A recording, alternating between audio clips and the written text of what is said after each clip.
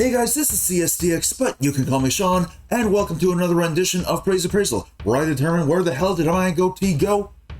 Simply put, I lost a bet. I ended up being stupid enough to bet that there was no way in hell WWE would botch both Royal Rumble matches so easily. I should know better by now. Pro wrestling is one of my favorite things of all time. I love AEW, I love Impact Wrestling, I don't love WWE. All the things that truly make a proper pro wrestling fan. Of course, for a long while, all we've had for wrestling games is WWE stuff, and, I don't want to jump to conclusions, but it does actually look like 2K22 will actually be alright, even after seeing some of the gameplay footage. Actual gameplay footage, mind you, not the trailer that makes cinematic and gameplay. Just pray that I'm right for once. However, WWE wasn't always a monopoly of wrestling games, even back in the day. Enter Masato Mazda, the creator and sole programmer of Pro Wrestling the Game on the NES. It's alright, it's a bit hard to actually figure out, but it was a stepping stone for Mazda-san to create one of the longer running wrestling game series out there in Fire Pro Wrestling. This is an amazing video game series with virtually each entry being just as great as the last. But you know what sucks about it? It never made its way to the States till 2001. Yeah, the series had all the games during the 90s in Japan to the point that there was even a game for Fire Pro Wrestling on the Sega Saturn. It's immediately surprising to learn, even knowing that the Saturn was far more successful in Japan than it was in the US. Not to mention that apparently WWE had some Sega Saturn games, but those were more arcade experiences than actually wrestling. Funnily enough, it was only when the publisher and developer of the games, Human Entertainment, went bankrupt that it went stateside under the development of Spike, who you likely know better these days as Spike Chunsoft. Well, okay, went stateside after one more Japan-only release, but that was probably already fully developed with no plans prior for an English release. In case you need to know how this series can be so good, Spike Chunsoft worked on a number of Dragon Ball Z games, the Danganronpa series, and even the much-beloved Pokemon Mystery Dungeon series. Well, that's a good sign I saw coming, kind of. Interestingly, according to my research, Mazda-san's last Fire Pro game he worked on was the arcade game Blazing Tornado in 1994, but largely retired after working on a 2002 Game Boy Advance game based on what we know in America as Ultimate Muscle. So I guess we'll be finding out how the series has fared without him, namely with the games that got American releases. First up is Fire Pro Wrestling on the Game Boy Advance. This was my first taste of the series when I was a preteen, and despite how bad the box art looks, I would not have it any other way. So the gameplay for this is all about two crucial bits, timing and precision. Timing is everything when it comes to grappling, as grapples are initiated by walking up to your opponent. That's simple. You then have to press a button or button plus D-pad direction to use a move, but you gotta be quick and yet not too quick. Too early and you don't get to use a move, too late and your opponent's already body slamming you. On top of that, depending on the button you press during the grapple and how healthy your opponent is, you can either do a small power move, medium move, or strong move. This also helps in planning out top rope dives, as after enough damage, medium moves leave the opponent grounded long enough for a dive such as a leg drop, while the strong move leaves them down for a short while, but they get up dazed and prone for something like a missile dropkick. Precision helps with strikes, as you do have to be in the exact right spot for pinfall breakups and your general strikes, which definitely can get annoying at times. The game also has 4 sets of rules for matches: normal, which are mostly Japanese rules because this is a Japanese game first and foremost; American, which is basically WWE and is probably the second biggest burn you could say about why WWE is so bad outside of this cell phone here; hardcore, which is basically and gruesome, which I'm pretty sure is MMA based. You can also take part in death matches in this game, which I forgot to record because I forgot they were even included here. Oops. The call system, though, is outstanding, letting you create a wrestler and manage to change their moves, select which ones are finishers and signatures, which, by the way, you don't need the move to be in a specific button combination. You can literally just choose whatever move you want in your repertoire as a finisher. Hell, I'm pretty sure you can even use a taunt as a finisher, for God's sake. Hell, they were even having this back on the Super Nintendo. We could have gotten this instead of WWF Raw with their 6 goddamn wrestlers and no creation. Man, WWE slacks on everything even back then, huh? One other more important thing to note is the stamina system. How do you recover it? Find a chance to breathe. You hold the L button down to breathe to regain stamina, and you have to do it when the opponent is on the ground, or you can go to the apron and breathe, which can also give your opponent a chance to breathe as well. Good sportsmanship, not gonna lie. Funnily enough, and I've not known this till recently, but there are wrestlers you can unlock in this game. For a long time I thought I already had the full roster, but no, you gotta play a mode called Audience Mode, where you have to wrestle in a style that the fans want and thus are rated for the match. I do not have the time for this, so I ended up doing an in-game code thing to unlock them all. Also, funnily enough, in the Japanese versions, copyright is non-existent, as you literally could play as Andre the Giant and The Undertaker. Here though, you play as Giant Rosmoff and Deathhead. Huh. Also, I think this guy's supposed to be Kurt Angle, but man, does it not feel like it. It's like, this game's a fun as hell time. Like a lot of other games, it is easy to learn but hard to master, but it is so worth mastering in my opinion. Anyway, they made a sequel about a year later. So it's basically the same game again, but with a few enhancements. What is this, a mainline WWE 2K game? For starters, there's now a tutorial mode allowing you to learn how to play the game. A bit late for that, but it's fine. In addition, it feels like there are less modes overall, but don't worry, now there's only 10 wrestlers to play as. Wait, what? Okay, I fibbed a bit. It's actually 10 wrestlers at the start as you unlock the rest via Iron Man mode.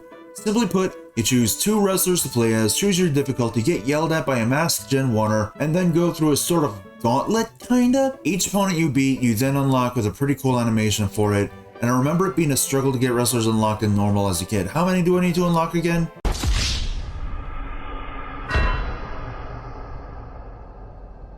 Oh, heavens no! Okay, just enter this here and boom, I did it. All of this, me, I did that. Oh, and there's now bios so you can tell who's supposed to be who. Hell, they even fixed Kurt Angle to actually look like him when he had hair. Now, I know I'm only discussing the American releases, but funnily enough, the Japanese version of this game actually has another mode that is basically what would soon become the GM mode made famous in the SmackDown vs. Raw series years later. I'm not kidding. Fire Pro Wrestling had a GM mode as well as the ability to create custom wrestlers before WWE games did, and on inferior hardware no less. So for years after this, I would never have another proper Fire Pro Wrestling experience, mostly because I didn't have a PS2. Next is Fire Pro Wrestling Returns, which came out in 2007 on the PS2, which is probably why I didn't hear about it till the early 2010s or so. It is technically the same game again, but with even more moves, as well as being able to use new button combinations for a bigger move pool due to the fact that this was on a home console with 4 face buttons. Hell, it even was the first to have corner-to-corner moves like Sweet Chin Music, aka the Shawn Michaels Super Kick, and the Spear. You still have to use either a medium or strong ground move for a pin though, which is still pretty dumb. I mean, there's an extra button, why not use it? Okay, now I got footage for a deathmatch. Okay, moving on. So, not gonna lie, this one kind of feels a bit more bare bones in terms of content, even knowing that it's still a fun time. For starters, there's nothing to unlock at all. No new moves, no new wrestlers, and on top of that, a lot of wrestlers based on the likes of ones such as Stone Cold, The Rock, Mankind, etc. are absent. Hell, most of the guys included are either legends that are largely inactive, retired, or dead, or were WCW and ECW guys. Oh, and a few at the time TNA wrestlers, TNA currently being known as Impact Wrestling. Although one positive thing I can say, at least in terms of graphics, is how awesome they made the entrances in this game look. Hell, I dare say it's the best looking entrance setup of the series. Look, I am so sorry that I don't have much more to say. I just feel like it's starting to get a little stale. We need something new, something original, something... Huh, that's weird. Before I could say something that captures the feel and charm of Fire Pro, my monkey's paw curled up a finger. Oh no.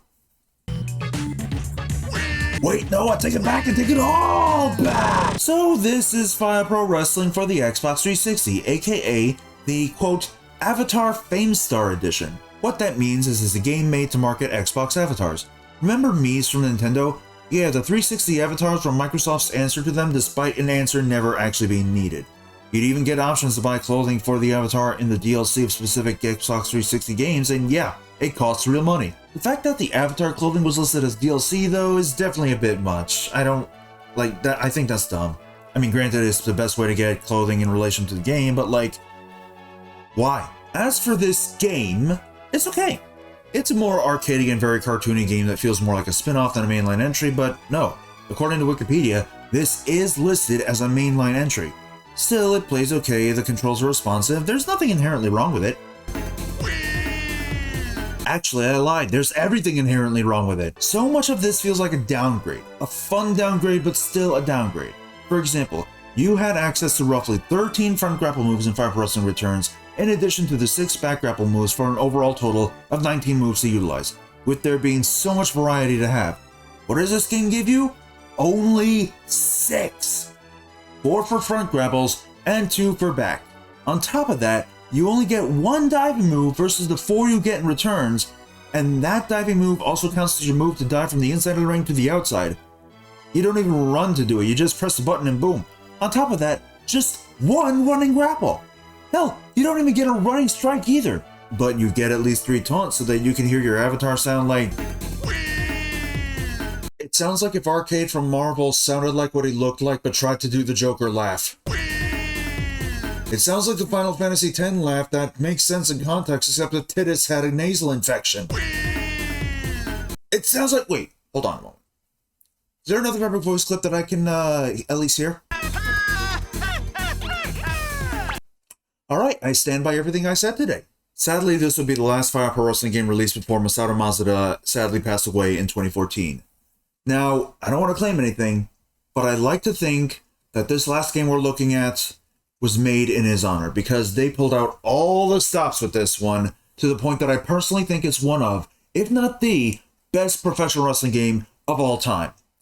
Ladies and gentlemen, and people of varying other configurations, I give to you Fire Pro Wrestling World. Virtually everything about this game was perfectly realized. It's basically Returns, but even better, right down to its control scheme, aside from R2 now being a designated pin button. Thank God. And it's arguably the most fun of them all. They even made a ton of DLC for it involving collaborations with New Japan Pro Wrestling and Stardom. It lets you download created wrestlers, moves, parts, etc. from either Steam Workshop or a specific site for PS4 depending on the platform you're playing it on. The Moves Crafts DLC for making moves is free and is arguably the best part of the game because what you can make is literally limitless. There's also the Entrance Craft and Parts Craft DLC. One is $20 and the other is literally the base price of the Steam version of this game. $20 fucking for entrance making privileges and fucking $30 for the parts one.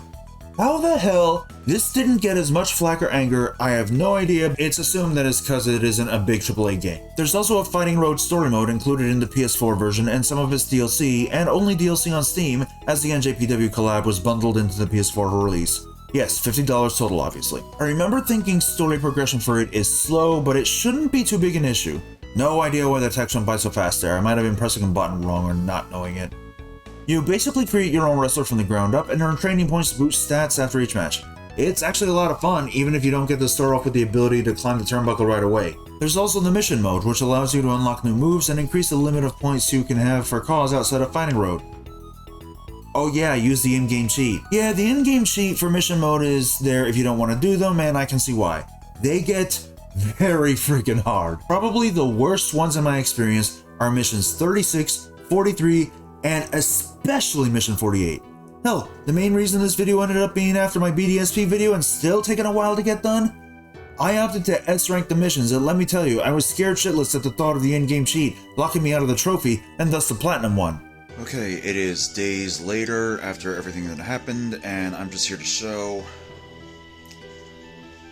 that not only did I in fact S-rank everything here, which, truth be told, I do not recommend, as I mentioned with a few of the missions. But I even, as you can probably see here, I even platinumed it.